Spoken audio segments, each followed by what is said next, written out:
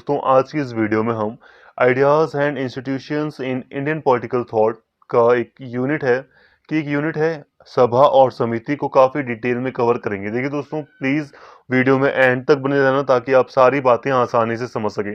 देखो, टफ है बट फिर भी तभी समझ में आएगा जब आप वीडियो को पूरा देखोगे। बिना वीडियो को पूरा देखे आप अगर कहोगे कि टफ है, मुझे कुछ नहीं समझ में आया, तो ये गलत बात है। प्लीज़ वीडियो पूरा देखना। और एक बहुत अच्छी बात है कि कम से कम आपको सारी नॉलेज दी जा रही है। इस वीडियो को और भी कम समय में या छोटा किया जा सकता है, लेकिन छोटा करने का मतलब होगा कि आपको वो सारी इंफॉर्मेशन से वंचित करना जो आपको मिलनी चाहिए। मेरा उद्देश्य है कि मैं आपको सारी इंफॉर्मेशन दूं। प्लीज़ वीडियो में एंड तक बने रहना ताकि मेरा उद्देश्य पूरा हो सके। ये नहीं कि मैं बस आपको मतलब अपनी वीडियो में बनाए रखना चाहता हूँ इसीलिए मैं ये ऐसी बातें बोल रहा हूँ, ऐसा बिल्कुल भी नहीं है। तो देखिए दोस्तों, बिना इधर उधर की बातें किए डायरेक्टली अब हम बात करते हैं कि आखिर सभा और समिति का क्या मतलब होता है। देखिए दोस्तों, सभा और समिति से काफी डिटेल में कवर करना है, तो डायरेक्टली बात करते हैं कि आखिर क्या है ये। तो यहाँ पे हम नोट्स के जरिए इनको समझने का प्रयास करते हैं। सामान्यतः यह माना जाता है कि लोकतंत्र, गणतंत्र और संसद ये आधुनिक पाश्चात्य राजनीतिक व्यवस्था की संकल्पना है। प्रमुख परंतु प्राचीन भारतीय चिंतन व साहित्य में शासन संबंधी राजनीतिक संस्थाओं का उल्लेख मिलता है। देखो दोस्तों, कहने का मतलब है कि गणतंत्र यानी कि लोकतंत्र, संसद, लोकतंत्र, ये जो विचार है ना, रिपब्लिक हो गया, डेमोक्रेसी हो गया, पार्लियामेंट का ये जो विचार है, ऐसा माना जाता है कि इसका जो उद्भव है, इसका जो विकास है, वो पाश्चात्य राजनीति में हुआ है। यानी कि पाश्चात्य राजनीति का मतलब जो यूरोपीय संस्कृति रही है, जो पश्चिमी यूरोप या जो अमेरिका का जो विचार रहा है, सिद्धांत रहा है, वहां से ये विचारधाराएं या इनका ये जो शासन व्यवस्था है वो सामने आई है, ऐसा माना जाता है। ठीक है, ऐसा माना जाता है कि अमेरिका या पश्चिमी यूरोपीय जो देश हैं वहां से लोकतंत्र, गणतंत्र और संसद का विचार या ये जो राजनीतिक व्यवस्था है इनका विचार सामने आया है। लेकिन ऐसा नहीं है। जब हम प्राचीन या एंशियंट इंडिया को हम देखते हैं तो वहां पर भी हमें ऐसे चिंतन या ऐसे ऐसे हमें विचार देखने को मिल जाते हैं, ऐसी राजनीतिक संस्थाएं हमें देखने को मिलती हैं। ऋग्वेद में सर्वप्रथम गणतंत्र शब्द का उल्लेख 40 बार और अथर्ववेद में 9 बार किया गया है। संघ अथवा संसद की कार्यप्रणाली का वर्णन महाभारत के शांति पर्व, धर्मशास्त्र, स्मृति ग्रंथ व बौद्ध ग्रंथों में विस्तार से किया गया है। यह कहना अतिशयोक्ति यानी कि झूठ नहीं होगा कि गणतंत्र व लोकतंत्र जैसी राजनीतिक संस्थाओं का विकास भारत में वैदिक युग से ही प्रारंभ हो गया था। वैदिक कालीन राजनीतिक व्यवस्था में प्रतिनिधिक संस्थाओं के रूप में सभा और समिति और विदत होगा, विदय नहीं होगा, विदत यहाँ पे था है या की जगह विदत का उल्लेख मिलता है। दोस्तों, कॉन्सेप्ट को समझो। देखो, यहाँ पर मैं आपको बता रहा हूँ कि देखो, नॉर्मली ये माना जाता रहा है कि ये जो लोकतंत्र और गणतंत्र और संसद जैसे ये जो बड़े विचार हैं किसी भी देश को चलाने के लिए, ये यूरोप से लिए गए हैं। यूरोप में हमें ये देखने को मिलते हैं, बात सही भी लगती है। लेकिन जब हम प्राचीन भारत को देखते हैं, जब हम एंशियंट इंडिया को जब हम पढ़ते हैं, तो हमें समझ में आता है नहीं, ऐसे विचार तो हमें भारत के प्राचीन इतिहास में आराम से देखने को मिलते हैं। एक्चुअली बात यहाँ पर की जा रही है कि ये जो संसद और ये गणतंत्र का जो ये विचार है ना, ये प्राचीन भारत में भी रहा है। ठीक है, ये कोई नया विचार नहीं, ये यूरोप का विचार नहीं। अगर हम कहें कि ये यूरोप का विचार है तो ये गलत होगा। ये विचार प्राचीन भारत में विद्यमान रहे हैं। हम जब ऋग्वेद को पढ़ते हैं, जब हम महाभारत को देखते हैं, तो हमें लोकतंत्र या गणतंत्र से संबंधित कई सारी बातें नजर आती हैं, कई सारी संस्थाएं देखने को मिलती हैं, जिन्हें हम सभा और समिति के रूप में पढ़ेंगे भी। विदत भी एक संस्था थी जो कि सभा समिति की ही तरह एक स्वतंत्र संस्था थी, जो कि एक लोकतांत्रिक संस्था भी आप जिसे हम कह सकते हैं। तो सभा, समिति, विदत ये क्या है? ये लोकतांत्रिक संस्थाएं हैं जो हमें प्राचीन भारत के इतिहास में देखने को मिलती हैं। देखो, यहाँ पर कहा जा रहा है कि एक्चुअली ये जो सभा और समिति का विचार है ये काल से ही चला आ रहा है। वैदिक काल का मतलब समझो, जब ये पहली शताब्दी शुरू भी नहीं हुई थी, लगभग 2000 का जो ये टाइम पीरियड अभी चल रहा है, जब ये शुरू भी नहीं हुआ था, तो उससे पहले ही सभा और समिति यानी कि लोकतांत्रिक या गणतांत्रिक विचार भारत में रहे थे। देखो, जब हम भारत के विकास को हम देखते हैं या भारत के इतिहास को देखते हैं, ठीक है, इतिहास को जब हम देखते हैं तो हमें सबसे पहले हड़प्पा सभ्यता दिखती है। क्या दिखती है? हड़प्पा सभ्यता हमें देखने को मिलती है, जो कि आज से लगभग 4000 साल पहले थी। 4000 4,500 साल पहले हमें हड़प्पा सभ्यता देखने को मिलती है। लेकिन हड़प्पा सभ्यता में हमें कुछ ज्यादा जानकारी नहीं है। इसके बाद फिर हम आ जाते हैं हड़प्पा सभ्यता के बाद, हमें हड़प्पा सभ्यता के बाद क्या देखने को मिलता है? हमें देखने को मिलता है वैदिक काल। हड़प्पा सभ्यता के बाद आता है वैदिक काल। वैदिक काल लगभग 1500 ईसा पूर्व से 600 ईसा पूर्व तक के आसपास लग का टाइम पीरियड है। उस समय माना जाता है, लगभग आज से आप कह लो यही 3,500 साल पहले से लेकर ये 2500 साल पहले, लगभग काफी लंबे समय तक ये रहा था। लगभग आप इससे ये मानकर चलो कि 3000 साल पहले की बात हो रही है, ठीक है, वैदिक काल में। तो वैदिक काल में भी कहा जाता है कि सभा और समिति के नाम से जो लोकतांत्रिक विचार हैं, जो लोकतांत्रिक संस्थाएं हैं, वो देखने को हमें मिलती हैं। यहाँ तक बातें क्लियर होंगी, आई होप यहाँ तक आपको समझ में आया होगा।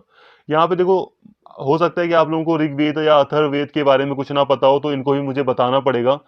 अब कीवर्ड्स को एक्सप्लेन करना पड़ता है ताकि आप कनेक्ट कर पाओ। देखो, भारत में, भारत के इतिहास के 4 वेद रहे हैं, ठीक है। भारत में जो हम इतिहास देखते हैं तो वैदिक काल के बारे में हमें वेदों से बहुत ज्यादा जानकारी मिलती है। इसके अलावा उपनिषद हैं, पुराण हैं, ये हमें इतिहास के बारे में बताते हैं, काफी नई जानकारी हमें देते हैं। जो भारत में जो हिंदू का जो पूरा हिंदू जो व्यवस्था रही है उसके बारे में भी ये बताते हैं, राजनीतिक व्यवस्था के बारे में भी हमें बताते हैं। तो काफी जानकारी हमें वेदों से प्राप्त होती है। लेकिन यहाँ पर बात हो रही है ऋग्वेद और अथर्ववेद की। तो देखो, ऋग्वेद और अथर्ववेद चारों वेदों में से 2 वेद हैं। अब ऋग्वेद का काफी महत्वपूर्ण स्थान है, इसी में वर्ण व्यवस्था से संबंधित बातें भी शामिल हैं, ठीक है।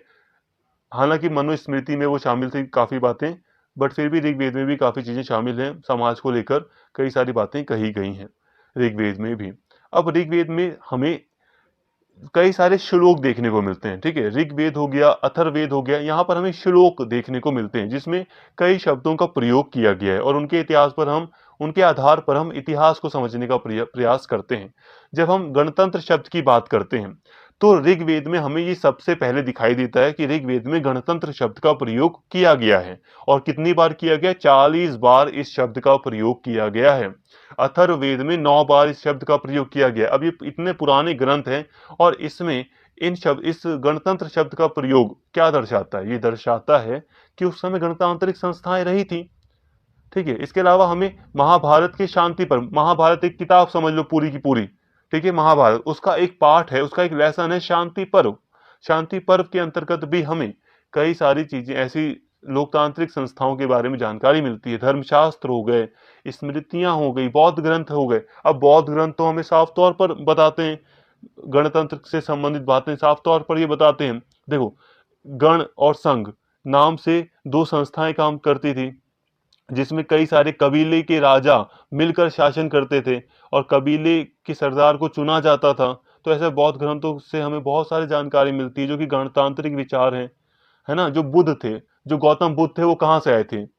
जो महावीर थे वो कहाँ से आए थे? जैन के जो प्रमुख, जैन धर्म के जो प्रमुख व्यक्ति हैं महावीर, वो कहाँ से आए थे? वो क्षत्रिय धर्म के लोग थे, लेकिन वो गणतांत्रिक कबीलों से संबंधित थे, ठीक है। वो राजकुमार थे, लेकिन वो कहाँ के राजकुमार थे? वो गणतांत्रिक कबीलों से संबंधित थे, वहां पे गणतंत्र था। तो भारत के इतिहास में हम देखते हैं कई जगह पर हमें गणतंत्र भी देखने को मिलता है, जहां पर कई सारे कबीले मिलकर शासन करते थे। कबीले के प्रमुखों पर काफी गहरा नियंत्रण होता था कबीले के लोगों का। तो यहाँ तक आपको बातें क्लियर होंगी, ठीक है। और सभा और समिति के रूप में ही ये गणतंत्र हमें देखने को मिलता है। यहाँ पर सभा और समिति को आप ये मानकर चलें कि ये लोकतांत्रिक संस्थाएं थी प्राचीन समय की। देखिए दोस्तों, बहुत ज़्यादा डिटेल में पढ़ाना पड़ रहा है ऐसा इसलिए क्योंकि मुझे लगता है ना कि कुछ चीज़ें आपको नहीं पता होंगी, इसलिए अब कीवर्ड समझाने के चक्कर में थोड़ा टाइम लग जाता है। ऋग्वेद और अथर्ववेद में इसका वर्णन किया गया है। जिस प्रकार अर्कोपेगस यूनानी लोगों में, क्यूरिया रोमन में, वैसे ही भारत में सभा व समिति की भूमिका थी। सभा को जनता और परिषद भी कहा जाता था, ठीक है। देखो, अगर हम बात करते हैं यूनान की, यूनान एक ग्रीक कंट्री है, ठीक है, आपको दिख जाएगी। जब हम यूरोप को देखते हैं तो पूर्वी यूरोप में आप देखोगे नीचे की साइड आपको पूर्वी यूरोप में यूनान एक कंट्री देखने को मिलेगी। तो यूनानी लोगों के बीच एक संस्था फेमस थी, अरकोपेगस, जो एक लोकतांत्रिक संस्था थी। उसी तरह एक रोम जो इटली में प्रमुख है, तो रोमन जो साम्राज्य वगैरह था वहां पर भी क्यूरिया नामक एक संस्था देखने को मिलती है, जो कि लोकतांत्रिक संस्था जिसे हम कह सकते हैं। उसी तरह जैसे कि यहाँ पर प्राचीन काल में देखने को मिलती है ये संस्थाएं, उसी तरह भारत में भी लोकतांत्रिक या गणतंत्र से संबंधित सभा व समिति देखने को मिलती है।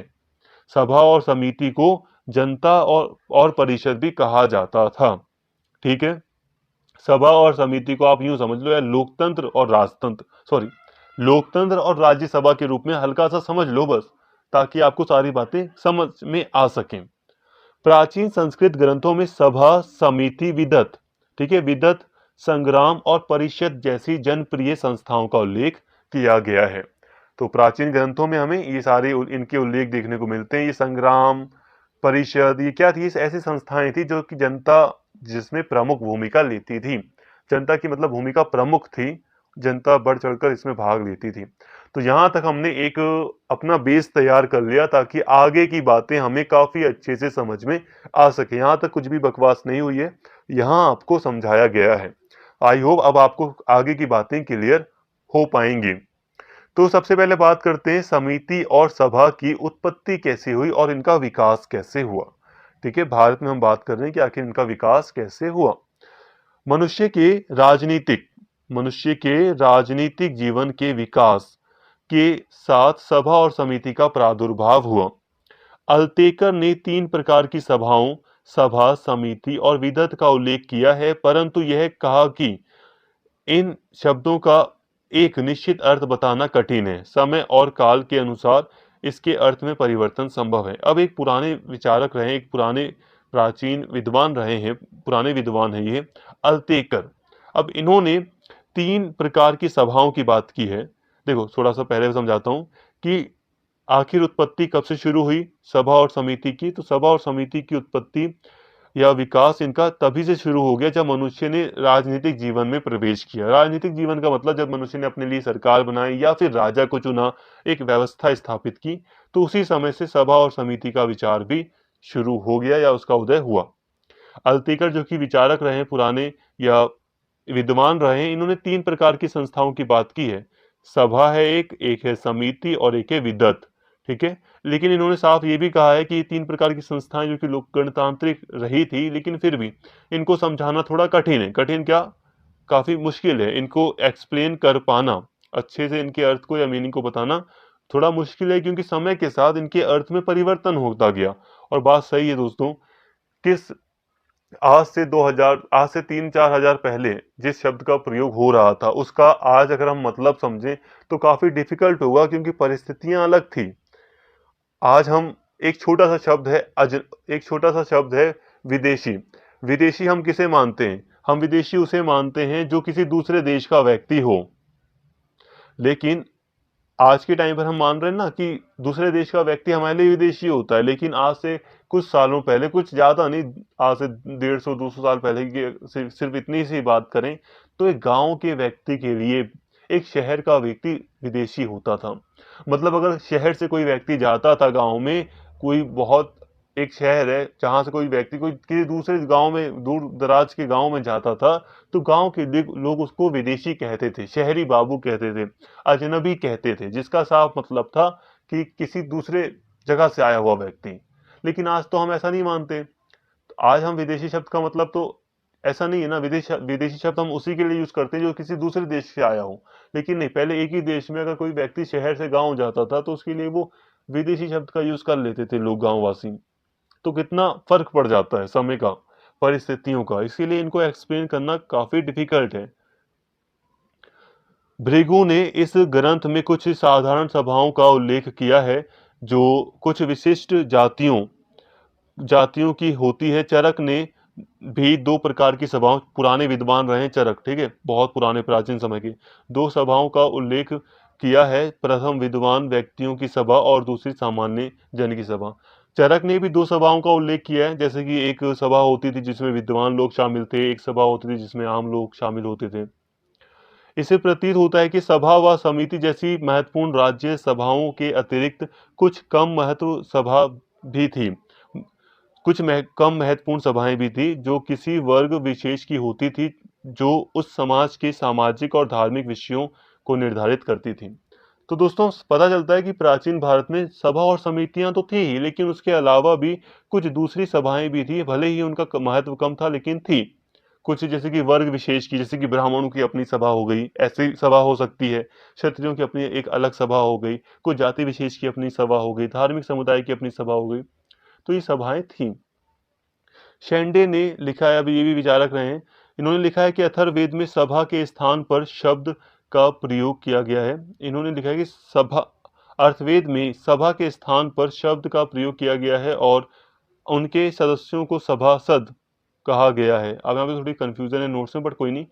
अब सभा के जो सदस्य हैं उसको सभासद कहा गया है, ठीक है। इन्होंने लिखा है कि अथर्ववेद में सभा के सदस्यों को सभासद कहा गया है। राजा के दैवी यानी कि ईश्वरीय अधिकार की चर्चा अथर्ववेद में नहीं की गई है। राजा को राज्य के प्रमुख के रूप में निर्वाचित किया जाता था। जिस निकाय द्वारा राजा का निर्वाचन किया जाता था उसे सभा और समिति कहा जाता था। अब देखो यहाँ पे हमें ये बताते हैं ये विद्वान कि जो अथर्ववेद है ना, उसमें हम ऐसा नहीं देखते कि राजा सर्वशक्तिमान है, राजा को देवी अधिकार मिला हुआ है। यहाँ पर हम ये नहीं कह रहे कि राजा सर्वोच्च है। सर्वोच्च का मतलब कि राजा को देवीय अधिकार है और उसे पद से हटाया नहीं जा सकता।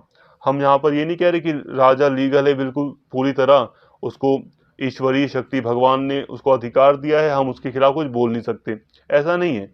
यहाँ पर अथर्ववेद में राजा को बस एक राज्य के एक प्रमुख के तौर पर, सबसे बड़े व्यक्ति के तौर पर निर्वाचित किया जाता था, ये बताया गया है, चुना जाता था। और उसे किस संस्था के द्वारा, निकाय के द्वारा चुना जाता था, उसका नाम था सभा और समिति। मतलब सभा और समिति के द्वारा राजा का चुनाव या निर्वाचन होता था। ये हमें शेंडे ने बताया है। इसके अलावा लुडविग एक विचारक हैं, तो लुडविग का मानना है कि सभा में उच्च वर्ग के लोग जैसे पुरोहित व धनिक, जो अमीर थे या जो पुरोहित थे आदि शामिल होते थे, और समिति के सामान्य लोग सदस्य होते थे। अब लुडविग भी एक विचारक रहे हैं जो हमें बताते हैं कि जो ऊंचे वर्ग के जो लोग थे, ऊंचे पद पर जो लोग थे, पुरोहित थे, जो धनी लोग थे, ऊंचे जाति के, ऊंचे वर्ग के, वो शामिल होते थे सभा में, और जो आम लोग थे, सामान्य लोग, वो समिति में भाग लेते थे, समिति के वो सदस्य हुआ करते थे। अब ये अजीब नाम नहीं है लुडविग, ये शेंडे, ये क्या कैसे नाम है, आप खुद सोच रहे होंगे ना। अब ये और भी आएंगे, झीमर, ये क्या है, अब इनको समझो थोड़ा। एक्चुअली दोस्तों, भारतीय प्राचीन इतिहास पर जितना अध्ययन इंडियंस ने नहीं किया उतना इन विदेशियों ने किया है। ये विदेशी नाम है, अंग्रेजी टाइम के नाम है, ये ब्रिटिशर्स वगैरह के आप नाम ले सकते हो। देखो, ब्रिटिशर्स ने जब यहाँ पे राज किया ना, तो औपनिवेशिक टाइम पर ही फिर अध्ययन करना शुरू हुआ प्राचीन भारत वगैरह का। तो उसी समय प्राचीन भारत का जो इतिहास है, जो एक खो भी चुका था, तो उसको प्रकाश में लाने में हालांकि राजा राम मोहन रॉय वगैरह या जो दूसरे भारतीय विचारक हैं उनका एक महत्वपूर्ण योगदान रहा, लेकिन फिर भी कुछ जो ब्रिटिशर्स जो विचारक थे या जो विदेशी जो विचारक थे, उन्होंने भी काफी महत्वपूर्ण भूमिका निभाई।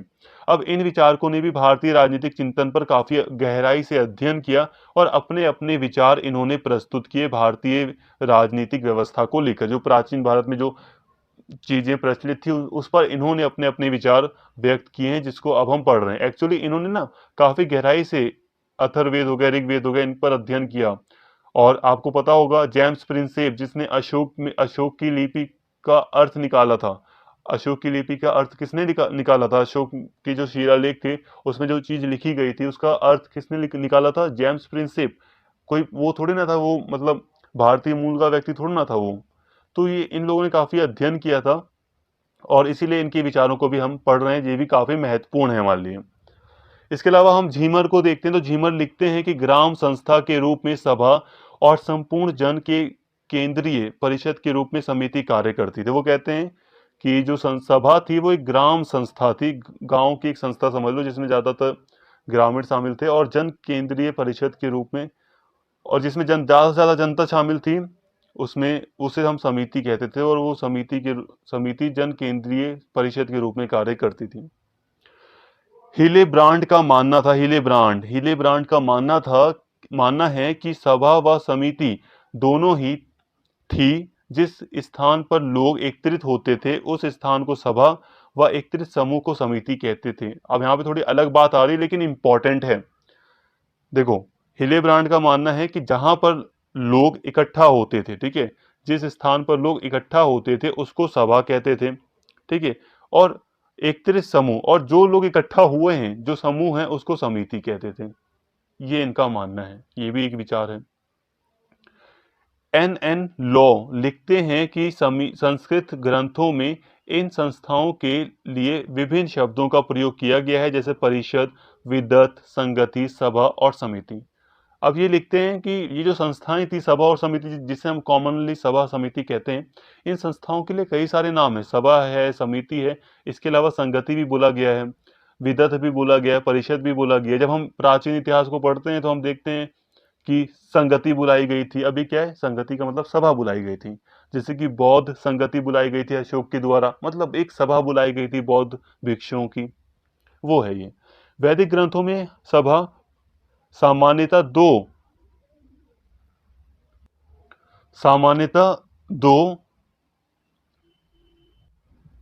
अर्थों में वर्णित किया गया है। पहला वैदिक लोगों की सभा और दूसरा वह स्थान जहां लोग एकत्रित होते थे। इस प्रकार समिति से भी सभा का ही परिलक्षण होता है, जिसे हिलेब्रांड लिखते भी हैं कि समिति एक प्रकार से सभा ही थी। मतलब यह है कि वैदिक ग्रंथों में भी हमें दोस्तों सभा और समिति के वही अर्थ देखने को मिलते हैं थोड़ा, जो हिलेब्रांड ने हमें बताया है। देखिए, हिलेब्रांड हमें क्या बताते हैं, हिलेब्रांड कहते हैं कि जिस स्थान पर लोग इकट्ठा होते थे उसको हम सभा कहते थे, और जहाँ जो लोग इकट्ठा हुए हैं जो समूह हैं उसको हम समिति कहते थे।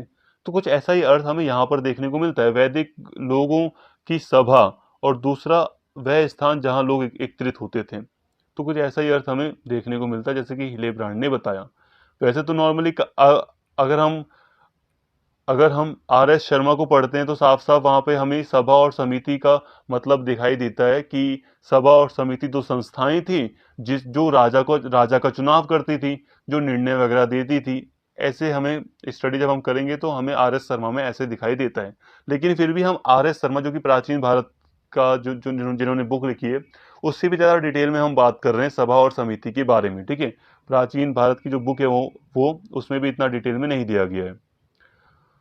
घोषाल लिखते हैं कि वैदिक काल में भारत में दो जनप्रिय विधान परिषद थी, परंतु उनकी कार्य और भूमिका को निश्चित रूप से वर्णित करना संभव नहीं। अब ये विद्वान है, ये कहते हैं कि दो संस्थाएं प्रचलित थी, ठीक है। ये भी मान रहे हैं कि प्राचीन भारत में वैदिक काल में या प्राचीन भारत में दो संस्थाएं थी जो कि जनप्रिय विधान परिषद थी, मतलब जनता उसमें काफी पार्टिसिपेट करती थी, जनता का उसमें प्रभुत्व था।